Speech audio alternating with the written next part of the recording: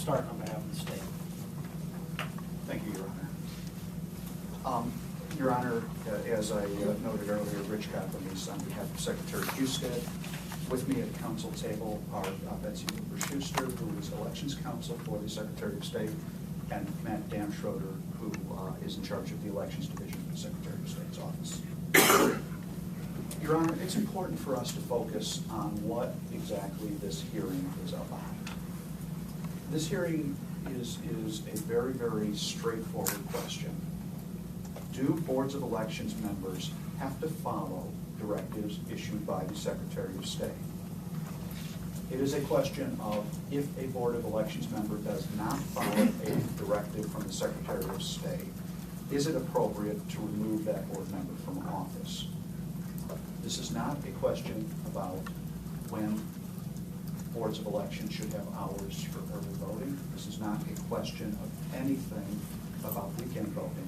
This is purely a question of, do board members who swear an oath to follow the laws of the state of Ohio have to follow directives issued by the Secretary of State? To say anything more than that is to just add a political smokescreen to the question before Your Honor. Secretary Husted has worked diligently to ensure fair, equal access to early voting.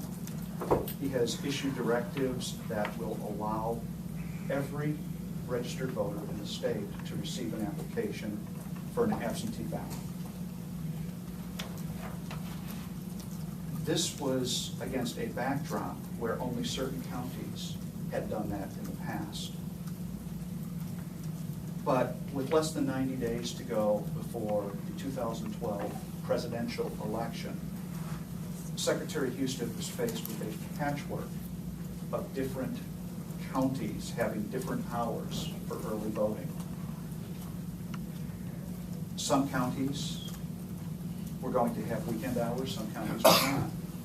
Some counties were going to be open Sunday before the election, some counties were not. In order to make sure that all Ohioans had equal access to early voting on the same terms, regardless of where they lived, Secretary Husted issued Directive 2012-35, which established in-person absentee voting days and hours.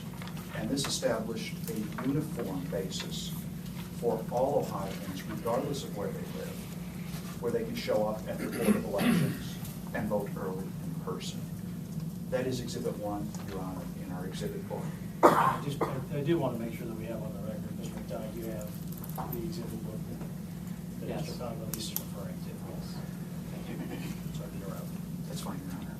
Your Honor, the law in this matter is very clear. The Secretary of State, by way of Revised Code 350105, has the authority to issue instructions to the boards of elections on the uniform application of elections law in the state of Ohio.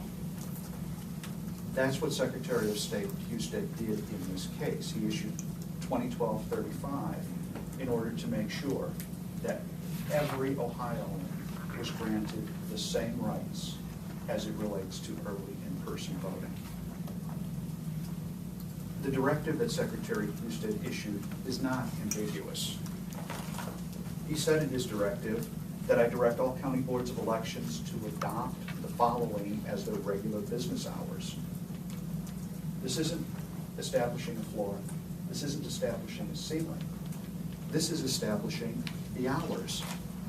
That is on page 2 of Secretary of State Husted's directive. He said in his directive that I have decided to level the playing field on voting days and hours during the absentee voting period in order to ensure that the presidential election in Ohio will be uniform, accessible for all, fair, and secure. If counties were able to simply treat 2012-35 as a ceiling, the hours would not be uniform and the access would not be fair. It would be different rules for different folks depending on where they lived.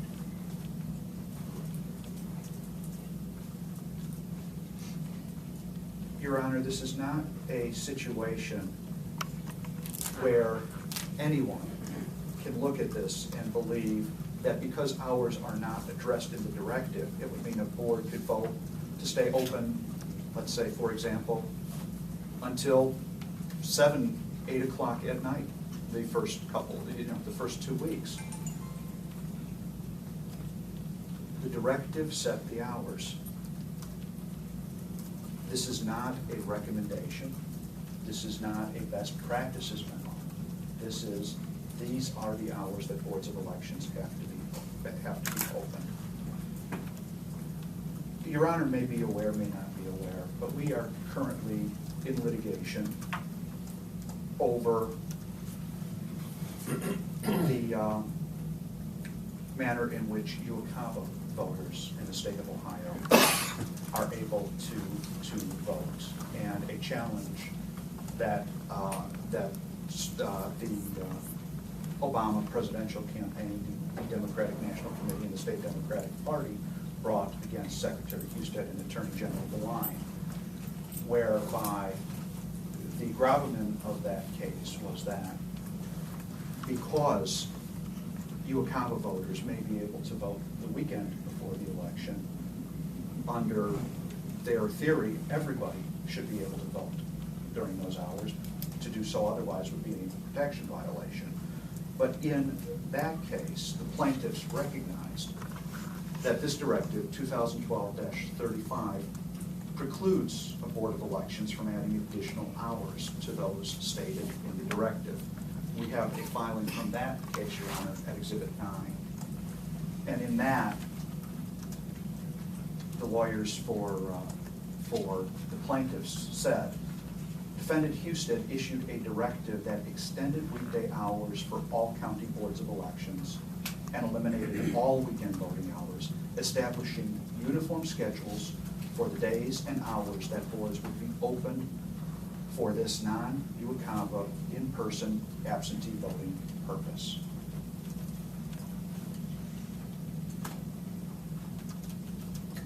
The lawyers in that case recognized that Directive 2012-35 established a blanket uniform policy for the state of Ohio, something that has always been very important to Secretary Husted.